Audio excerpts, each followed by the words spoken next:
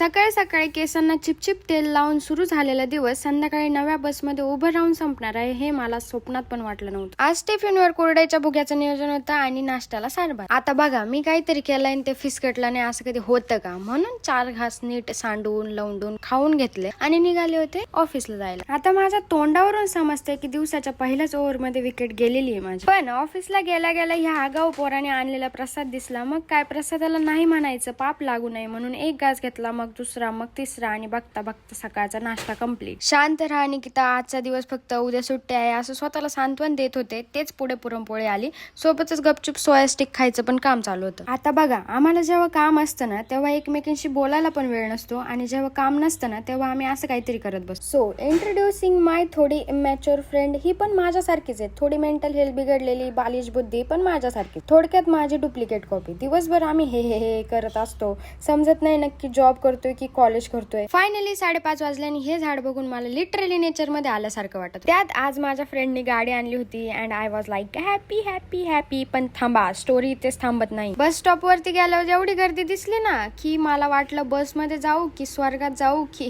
नरकात. Finally बस आली आणि मी बस मध्ये बसले आणि हे 11 रुपये काढणं सुद्धा माझ्यासाठी टास्क आहे, कारण की खिशातून कसे काढावं ना, एवढी गर्दी असते. आणि आज नवी नवी बस आलेली त्याच्यासाठी पण. चला आता सूर्यदेव पण लॉग आउट करायच्या तयारीतच आहे आणि मी पण त्यांच्या सोबतच लॉग आउट करते. पुन्हा भेटूया उद्या नवीन कांड आणि नवीन गोष्टी आणि नवीन ब्लॉग सोबत.